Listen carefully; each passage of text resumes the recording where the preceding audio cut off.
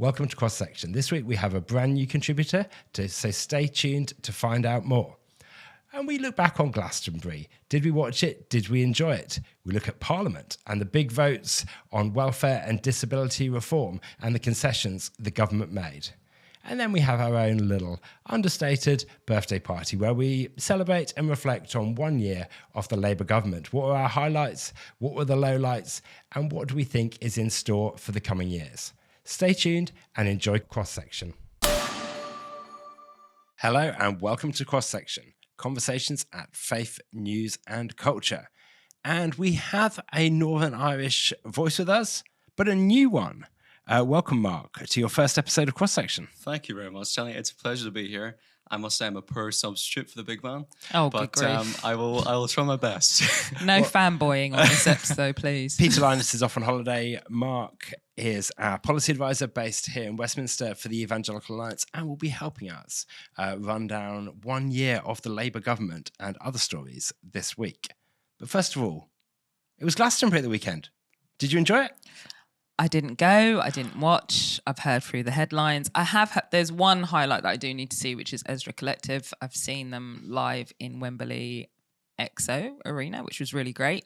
And I heard that they got kids out, kind of from the youth groups who are performers, musicians, to come out and perform. And I just love them as a band because two of them are Christian, which is always a win, but also they're bringing jazz into the kind of popular mainstream, and I love that. They're very creative with it. We also had some Sunday school bangers.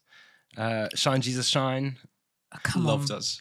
I was so glad. That was the highlight, I think, for me. Seeing everyone just going crazy, you'd never expect it.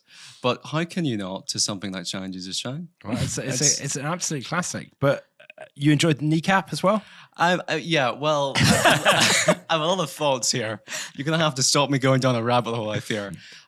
Well, the headline is that somebody in Kneecap has been prosecuted, Mo Chara, based on terror offences. He waved a Hezbollah flag this last year. And this has sparked a real movement, a real moment. In fact, there's signs around London proclaiming their support for Mo Chara. I'm just very cynical about the whole thing, to be honest with you, because what sort of message is this sending when you're saying, kill your local MP? That isn't brave, it isn't original, it isn't funny, it's just a bit dull, really.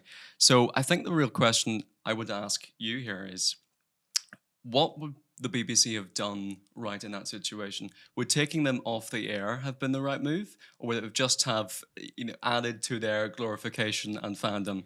Or would it just be keep it as it is? Well, my understanding is that they didn't live broadcast Kneecap. The problems actually came with the live broadcast of Bob Vylan, I believe, is the pronunciation, and their comments about, particularly deaf to the IDF, I think was one of the chants that they were making, and the BBC broadcasting that, and for quite some time keeping it up on the website. They've now taken it down subsequently and apologised and said they should have made quicker decisions editorially relating to that. But isn't there always going to be this kind of controversy, friction between edgy rock stars saying politically motivated things? Isn't that just part of life? I think platforming it is the difference. I think they did both, actually, and you even have like Culture Secretary Lisa Nandy coming out criticising the BBC, and when she's meant to be impartial in that role, saying the BBC should not have platformed this, they should have pulled it as soon as he started chanting deaf to the IDF. I think that sends a message that Glastonbury is fine, right? It's a festival of protests, it's always going to be, but do we platform this? People are watching all over the world, so I'm a bit conflicted on that point. Yeah, and that you have that kind of corporate BBC. BBC's not a commercial entity in quite the same way, but it is a big institution, and maybe the alternative routes of Glastonbury and music festivals generally just doesn't mesh that neatly with the BBC. I mean, yes. I think that the real bugbear, particularly that politicians and others have commented on the BBC's role, the main issue that they have is that this is a taxpayer-funded broadcaster that should have greater responsibility than if they were a private company. That's problem one. And so it's highly likely that they will receive a hefty fine, particularly for Bob Vylan's kind of promotion as well as kind of broadcasting. I think where I'm more concerned is how Bob Vylan could rile the crowd into such darkness. It wasn't just him saying death, death at the IDF. It was thousands of people that had a real sense of hatred towards the kind of the Israeli Defense Force, and people coming out and saying, actually, if you were someone who was either Jewish or Arab, because there are Arabs in the IDF, who was at Glastonbury, you shouldn't have felt threatened if you were in the crowd because we wasn't talking about you. And I just think that's just absolutely naive. I think it shows the state of our society whereby death, continuation from last week around the abortion, around assisted suicide, death is just becoming very much a cultural norm for which it can be celebrated, chanted, and it's very much about the crowd. The crowd moves with the flow and doesn't have that moral objective kind of, should we be engaged with this? Should we not? They're easily tied in, and I think there's something to say about just how dark the nation is at the moment. And we're not going to get too much into Israel and Gaza right now, but I think clearly there is space, and there needs to be space for discussion and criticism of action from the Israelis as well as Hamas and Gaza. But you're right that there can be kind of an echo chamber effect where one side kind of whips up and kind of perpetuates a sense of kind of, well, one opinion being viewed as right, whereas there isn't any space or any consideration to other opinions. Anyway, and just one thing to add on that. You see it like a get out clause in both the characters going, this is a character I'm playing, so there's no room for criticizing it. And they often sort of downplay what they've initially said. So one of the Kneecap band members going, let's start a riot outside the court. And then he goes, actually, I meant support. Yeah. It's like, you can't do both. Yeah. And I think the showmanship and performance can both be used as a kind of a justification and an excuse for that kind of action. But you talked about taxpayer-funded activity. So this is going to be my quick segue into another story that caught my eye this week. The government have spent over £500,000 on a rebrand. And rebranding their online visual identity. I'm going to turn my computer around to the camera so you can see the dot. This is the dot that we as taxpayers have spent £525,000. It will sit between gov.uk. It's sitting in the midpoint. It's changed its colour. Any more thoughts about this? Mark, you've been looking at this one? Well, I think money well spent. Oh Every single... There's a 150-page design booklet. I think this is so emblematic of where we are in this moment. It's, the civil service has long been criticised for process over actually delivering results. And what you have here, in addition to £500,000 spent on this, is a 150-page dossier on how to use the dot. So let me read out a line for you from this. Used within our wordmark as a graphic device across all of gov.uk channels, the dot is a guiding hand for life. It's a dot. No. It's brand guidelines. I don't mind the dossier. I have respect for that. There's a lot of work that's gone into that, but it's definitely a U-turn that could happen in this one. In sense, why are we spending £500,000 on a dot? But the change is so minimal. It's longer than the Strategic Defence Review. It's a problem, in my opinion. But it just shows you they can dot the I's and cross the T's. You've been working on that one. You've been working on that one, for a long time. Yeah. Well. The Evangelical Alliance does have its own brand guidelines. I'm not going to tell you how long these guidelines are. I don't think they run to 150 pages, and they certainly did not cost £525,000 to produce. They are, in fact, 51 pages long. Yeah, exactly. So the length is maybe not the most telling thing. Final story before we move on.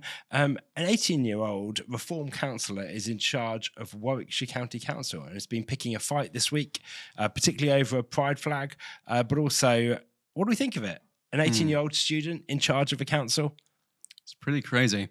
It was the 6-year-old leader who resigned, and as I understand it, this guy has been on the news, this 18-year-old, particularly because, as you say, he's trying to get this pride flag taken down and the council just having none of it. And so his whole piece is, I'm the democratically elected representative. You might not like it. I might be a lot younger, but this is what the people I'm representing want. And I think that is a fair point, to be honest, going on the back of our previous conversation as well. But what crazy times we live in. An 18-year-old is in charge of millions and millions of pounds.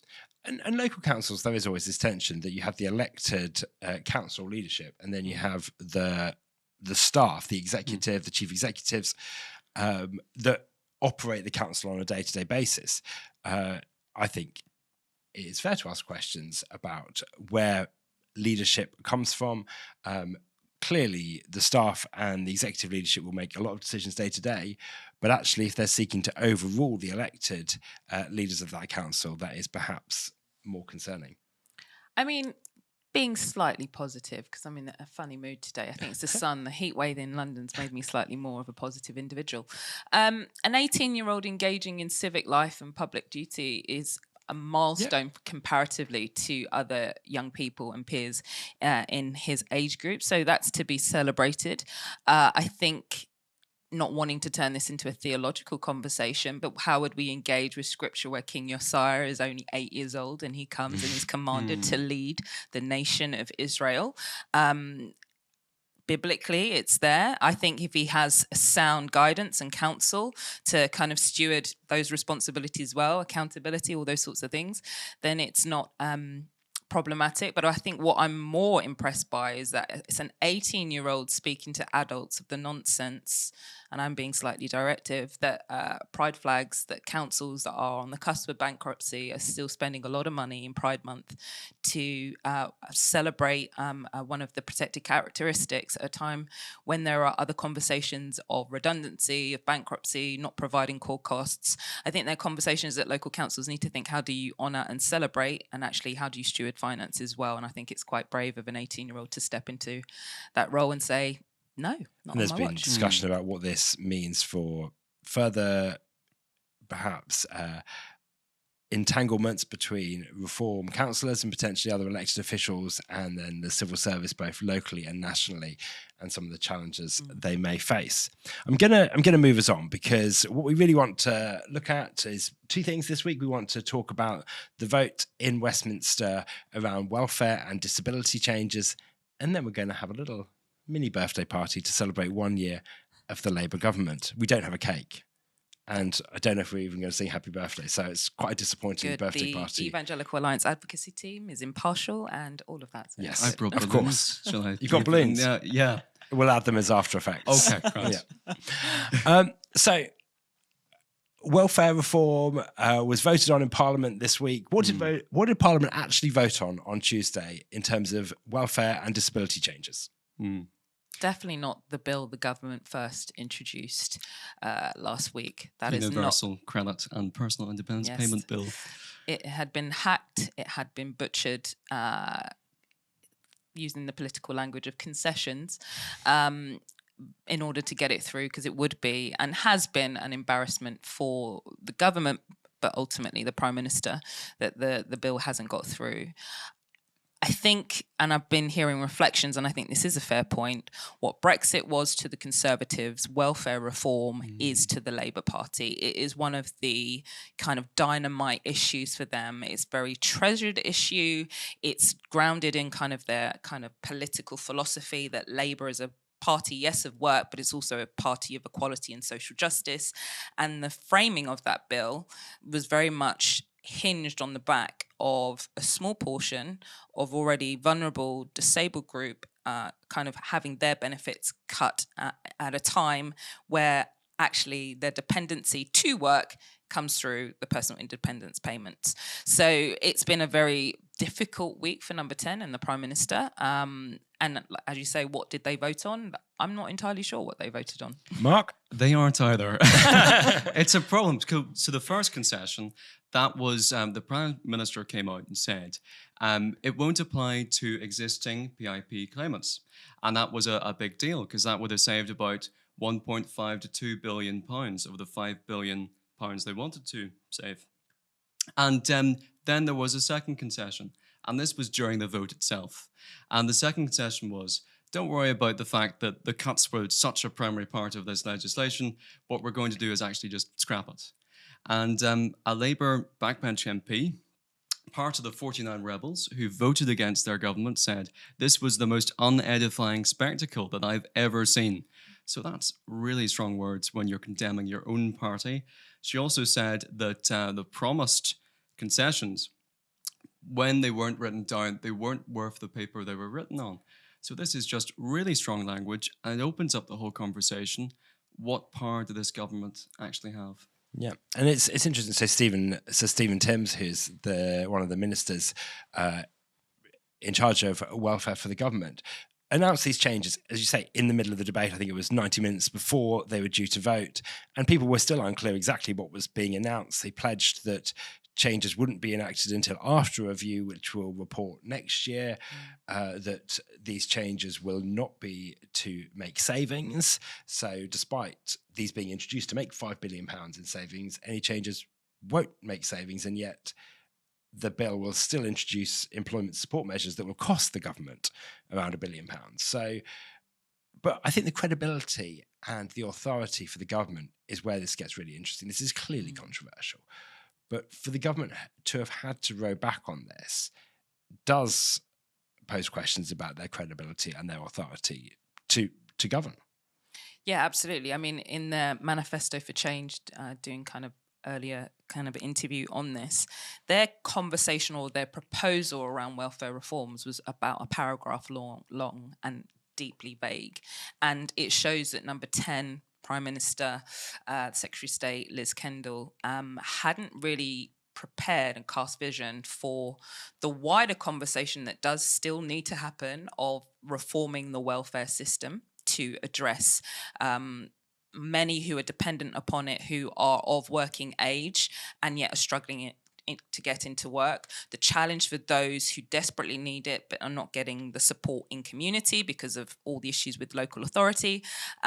So this conversation is going to come back in this parliament or before the next election of how do you reform the welfare system. But definitely for Labour, it's been a humiliating defeat and kind of public argument in front of everyone in terms of how do we move forward. And in the grand scheme of welfare changes, this is relatively small. This is personal independence payments designed to support people that aren't based on people's income or work. They are people who are judged to need additional support to live their lives and to go out to work. There is many other areas of welfare that I would say are in need of some form of reform, which will prove far more controversial if they're having to tackle them. And as you say, this doesn't pose, it's not exactly a positive prospect for the government to try and tackle this in the future. There's been quite a lot of attention. Rachel Reeves was sat behind the Prime Minister this week at Prime Minister's Questions. Clearly, it's been challenging for her in particular.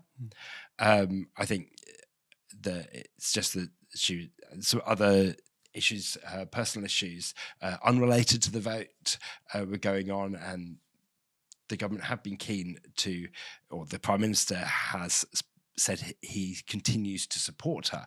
Do you think that will last? I don't see it, to be honest with you. We were watching PMQs yesterday, and we Alicia and I just both were. This is a really tragic moment in terms of you cannot help but feel sorry for her. And the criticism she's had has been so wide. And even when you look at some of what her own party are saying about her, a backbench Labour MP said, we got in for growth, but the only thing growing is the benefits bill. And a lot of that criticism is directed towards the Chancellor. And so this is one of the toughest jobs in government. There's no surprise that she's under an enormous amount of stress here. And there's a lot of speculation. What is she so miserable? What is she crying about? Her spokesperson said this was personal matters. So we don't know. And in a certain way, it would be unwise to speculate. But it did come at a time when Kemi Badenoch was directly suggesting to the Prime Minister that she needs to go. Yeah. So that is definitely a whole element in this conversation. I would say next few months is what it's rumoured to be, but who knows? We will see, and we'll speak in just a moment more about how the Labour government is faring. You're listening to Cross Section. Thank you for joining us. Please follow us on social media. Please email us, get in touch. We're at cross.section@eauk.org. And next week will be our season finale, and we're going to do something a bit different. We're going to dig into the question of Christian nationalism. What is it? What do we mean by that?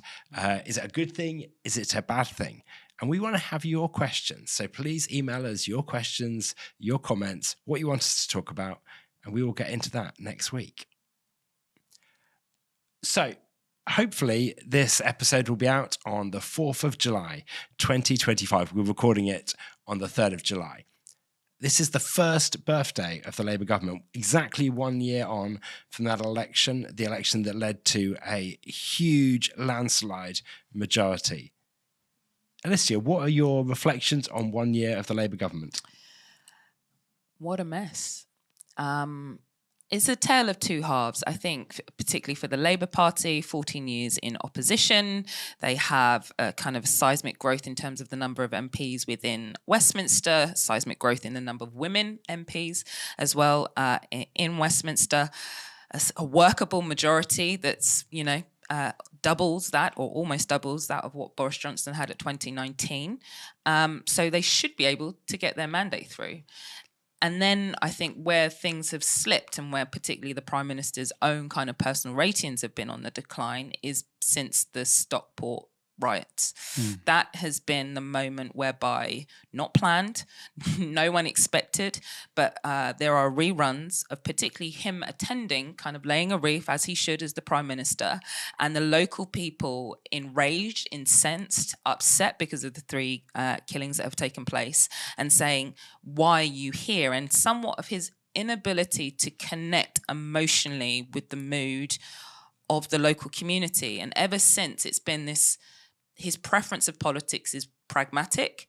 Yesterday in the chamber, in terms of how could he have addressed kind of Kemi Badenoch's comments about Rachel Reeves, well, the better answer would be to come alongside more emotionally and defend her and articulate, of course she's going to be here at the next election, and somewhat missing that. And really much a focus on international. I feel the Prime Minister is more comfortable on international stage and engaging on diplomacy than he is on driving a domestic agenda. And so there's been a lot of confusion, a lot of mess, an inability to articulate what does a Labour government do with the world, or more importantly, domestic affairs.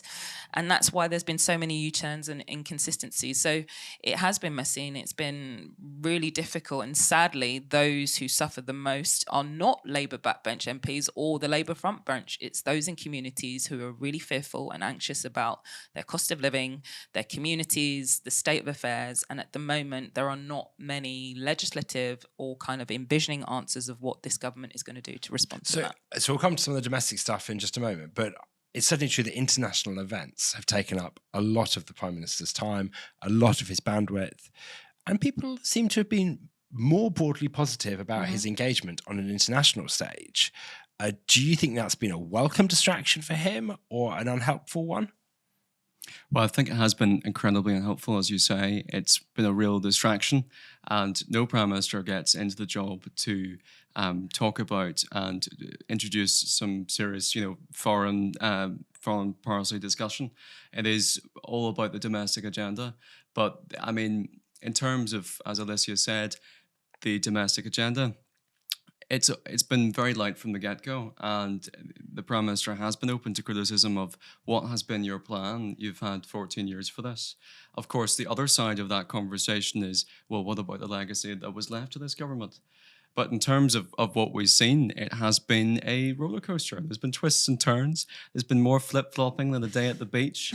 And this past June, we've seen 3 big U-turns, a hat-trick, the winter fuel payment. We've seen the U-turn on the grooming gangs inquiry, and we've most recently what we've discussed, the benefits U-turn. And so in terms of holding the party accountable, actually being able to control them, we can see just how shallow a victory this is. The government might have a majority of 166. They've got 400 plus MPs.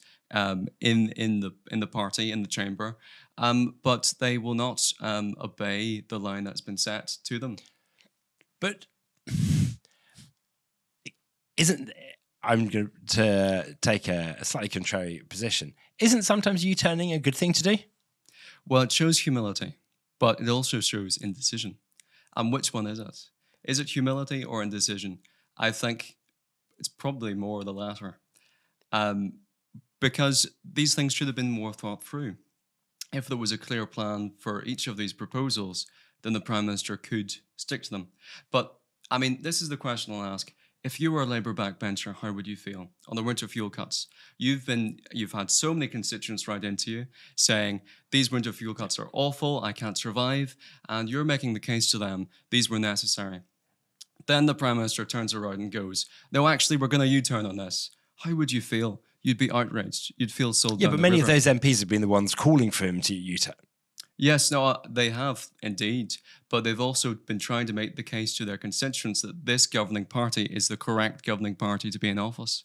And so there is that duality there. But what confidence can they have representing their constituents if the government is going to keep changing their mind? So I think the context in which the government were elected is important to remember. That the financial situation was challenging. I think everyone ahead of the election knew that the incoming government was going to have it hard. I don't think there were anyone thinking it was going to be an easy context. And I think the Labour Party knew that. I think they were hesitant to make spending commitments. They were hesitant to say too much because they knew some of the challenges they would face. And yet they still ended up in this trouble. I think they were as careful as they felt they could be ahead of the last election not to tie their own hands. And you could say that actually their offer to the electorate was very vague. It was change. Well, yes, people were very dissatisfied with the last government and they wanted change, but there wasn't any clear vision or idea about what that would look like. Mm-hmm. So in some ways, the government sought to give themselves as much freedom as they could have post-election. But how has it still gone wrong? How have they not been able to articulate a vision for what they want to do for the country? So the manifesto commitment is change. Change when not the Tories, but yet in practice, a lot of their policies have mirrored, at the very least, the age of austerity. So that's where it's not only they've upset the public, they've upset their voter base as well as their backbenchers to be like, that is not the party we desire to be. That's not who we are. We should be changing. We should be seismically different, complete from and separate from the last 14 years. So that's been an issue and a tension point that Number 10 has yet to resolve. And in addition to that, yes, change was the manifesto commitment and pledge and vision, but because they haven't changed, it's allowed kind of the rise of reform to occupy and to dominate and to kind of lean into the frustrations of the public to be like, we voted for change. And our Prime Minister has rightly been involved in the international stage, but equally that has come at the expense of dealing with domestic legislation. And we want to see change here. And so if it's not Labour and it's not the Conservatives, then this is where it creates a vacuum or a pathway for reform to come and say, we will be the change. We are not of either of these kind of, established parties. In that sense, we are going to lend ourselves, our ear to the working class across the UK. We're going to deal with and talk about the difficult issues, or promise to, of immigration. And what Labour has had to do, particularly Number 10, is react. Their government of the first year has been reacting to reform, not setting the agenda. And that is what has been problematic for them. And that's where there's such a kind of confusion about what is it that you bring to the table and why there is a real discontent within the Labour Party, because many, yes, have come on the ticket of a Keir Starmer vote change, but they were hoping it would be a return to core Labour vision of social equality, justice, and the outworking of that, and they're not really seeing that. But it's part of the problem that the Labour Party were elected, they came to power, we've got 4 or 5 years to govern. And yet actually they don't, because there are other elections happening. There've been council elections. We've got Welsh and Scottish parliamentary elections next year. So the attention of the Labour Party leadership is very aware of reform and very aware of the votes that they could lose to them in those other elections. Yep. So they are giving quite a lot of attention to addressing that. They're almost ignoring the Conservatives at the moment. Isn't that normal? Doesn't the government need to be paying attention to the next election? What you generally have at a change of government, though, is a period of hope, a period of honeymoon, and this government has had none of that. You look at the Prime Minister's personal ratings. At the start, they were really positive. They were plus 30. They've gone down to minus 10. But I don't think Huge any of gap. this is a surprise. Like, I remember listening and reading about this ahead of the election last year, and all the predictions were that the honeymoon would be really short. Yeah. No one thought it was going to be an easy ride. Everyone had kind of factored in the fact that the economic situation was so difficult. And so why are we so surprised that it has been just as hard as people said it was going to be? I think the reaction, Danny, I think it's what I've personally been surprised by is the Prime Minister coming out with comments like Island of Strangers, coming out with personal denunciations of the civil service in March, coming out with scrapping NHS England. These are all things that you would not expect a Labour Prime Minister to do, but I've been on his agenda in reacting to reform. And the Island of Strangers remark, it's come out this week that he hadn't really, well, it seems he hadn't read the speech that he delivered those remarks in. He apologised for using those remarks, but that just further indicates kind of a lack of control and a lack of leadership, really. I think the British people, and maybe this again, optimism again, I love it.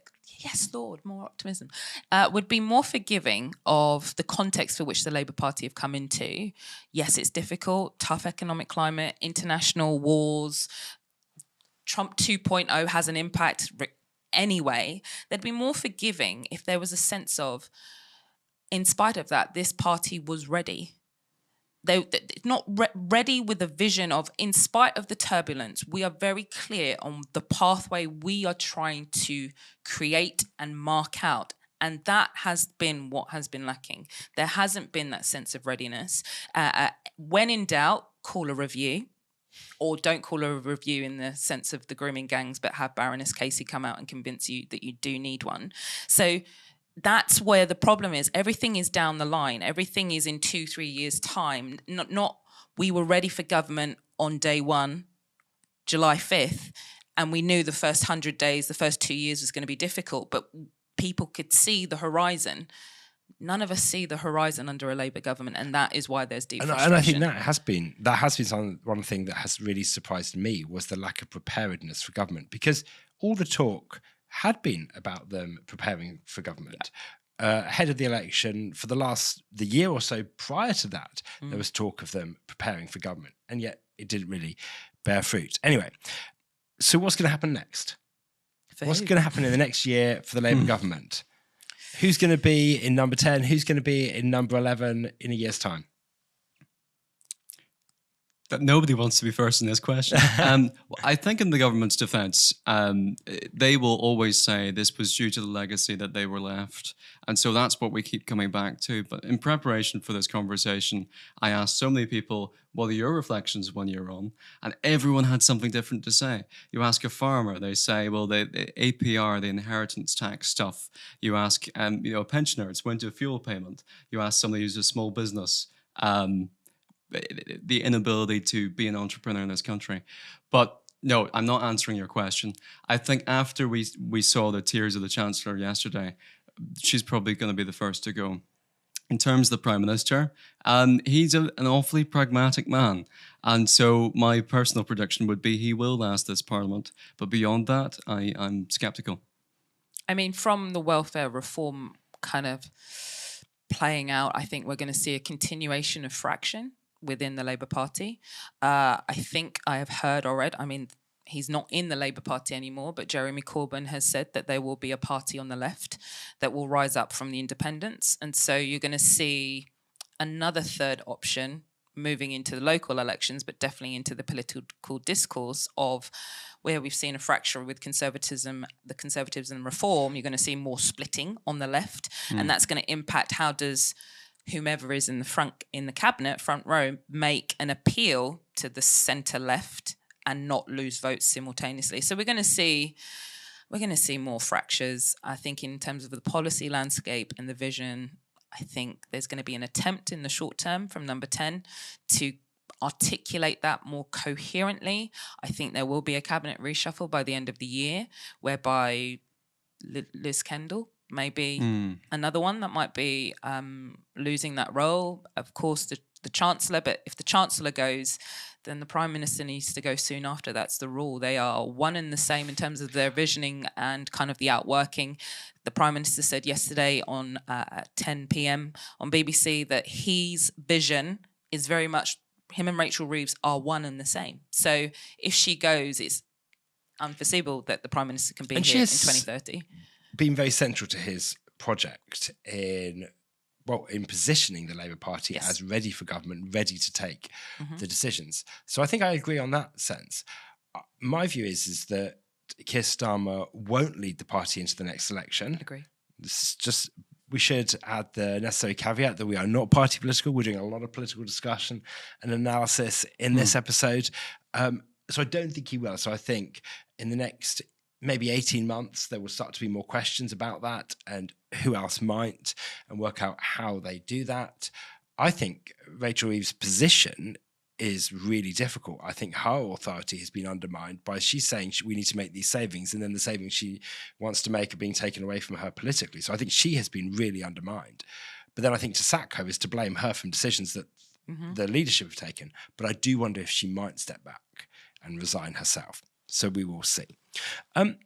Before we close this out, I think it is helpful for us to just take a bit of a time to think about how as Christians we can engage with politics. It's all very well sitting here having a good old chat about politics. We like it. We're political geeks. We're going to nerd out on some of this stuff. But how can we think and engage prayerfully and faithfully with politics? I mean, I think the scripture that's really sticking out to me in recent months is, for lack of vision, the people perish. And I think that is what we are seeing in our society, that where there's a lack of political vision, many are suffering personally, community, societally. That level of kind of civil disorder is always tittering on the edge that we could erupt into more riots. Prayerfully, that is not what I desire. But where there is a lack of vision, there's also a lack of hopelessness, or increased hopelessness of nothing's going to be different. These politicians can't change things for me. And as always, the central crux of the gospel and as Christians is a message of love and hope. And so actually, I think this is a moment where there's a real contrast between politics and the culture and the gospel, for which the church should really lean into, both in a discipleship level, but also engaging in issues of politics. Key votes have happened in recent weeks around the beginning and an end of life. The gospel has an alternative vision to that. Conversations of how do we care for the most vulnerable in our society and welfare.